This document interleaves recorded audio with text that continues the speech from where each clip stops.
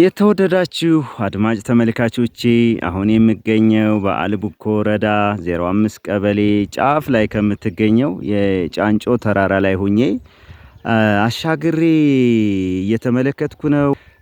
አልቡኮ ወረዳን ብሎም ደቡብ ወሎንና የሰሜን ሸዋ ዞን አካል የሆነውን የግሼ ራቤል ወረዳን የሚያዋስን አንድ የተራራ ሰንሰለት ይታየኛል። በእውነት ድንቅ ተፈጥሮን የተላበሰ የተራራ ሰንሰለት ነው።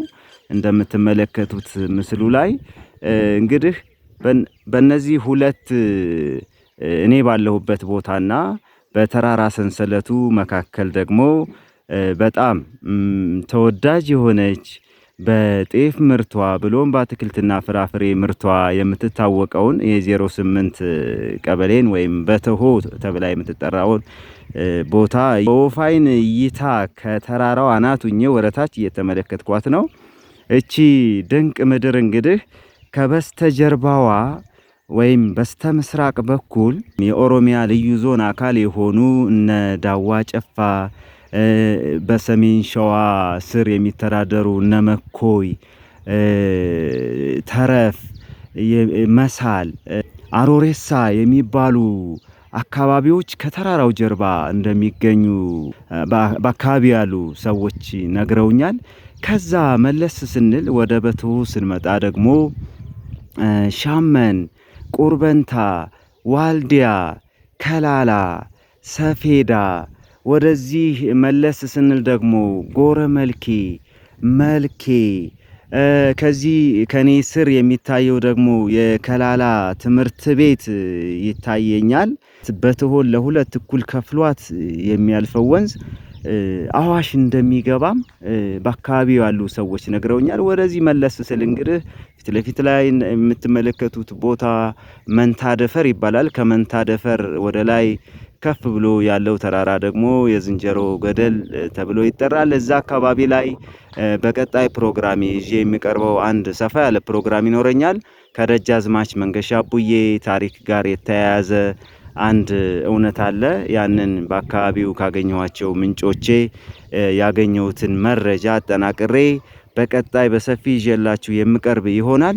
ስለ በትሁ ከምስራቅ በኩል ያለውን ሁኔታ ካየን ወደ ምዕራቡ በኩል ያለውን አቅጣጫ ተከተሉኝ እናያለን። አሁን ደግሞ ምስራቁን የበትሁን ክፍል እየለቀቅን ወደ ምዕራቡ ስንሄድ ፊት ለፊት ላይ የሚታየን ቅድም እንዳልኳችሁ ከተራራው ዝቅ ብሎ የሚታየው ቦታ መንታ ደፈር ይባላል። ከመንታ ደፈር ወደ ምዕራቡ አቅጣጫ ስንጓዝ ደግሞ አንድ ዳገት አለ። ታውቁታላችሁ። የርሪት ዳገት ይባላል። ከርሪት በስተጀርባ በኩል በወዳኛው ከገደሉ ወረታችና ከርሪት ጀርባ ያለው የአሯጫ የሚባል አካባቢ ነው። ከርሪት ወደዚህ ደግሞ ሲሱ ይገኛል። እንግዲህ ፊት ለፊት ላይ ደግሞ እንደምታዩት ጫንጮ የሚባለው ሰፈር ነው። ይሄ ሰፈር ፊት ለፊት ላይ እንደሚታየው ስንዴ፣ ባቄላ፣ ዘንጋዳ፣ ማሽላ እነዚህ ጥንቅሽ፣ ጤፍ የመሳሰሉት እጽዋት የሚበቅሉበት ነው። ከዚህ ከጫንጮ ወደ ቀኝ በኩል መለስ ስንል እንግዲህ ጀማ ንጉስ ነው የሚገኘው። ፊት ለፊት ላይ አንድ ተራራ ይታያል። እዚህ ምስሉ ላይ የምትመለከቱት ተራራ የቦሶ ተራራ ነው። አናቱ ላይ የኔትወርክ ታወር የተተከለበት ማለት ነው። ከዛ እንግዲህ ወደ ግራ በኩል መለስ ስንል ፊት ለፊት ላይ ቀረብቾ ይታየኛል። ከቀረብቾ ወደ ቀኝ መለስ ስንል ደግሞ እነ ጪሳ ይታያሉ። ከቀረብቾ አለፍ ብለን አናቱ ላይ የሚታየው ቦታ ደግሞ ጎሞ ይባላል። የጎሞ ተራራ እንግዲህ በደርግ ዘመን ስትራቴጂካዊ የሆነች ለጦርነት ምቹ የሆነች ቦታ እንደሆነች በዘመኑ የነበሩ ሰዎች ሲናገሩ ሰማለሁኝ። ከጎሞ ባሻጋሪ ላይ ደግሞ አንድ ተራራ ይታያል። እሱም ተራራ የፉርሴ ተራራ ነው። በሌላ ዘገባዬ ስለዚህ ተራራ ሰፋ ያለ ጥንቅር ይኖረኛል። በአልቡኮ ትልቁ ተራራ ነው።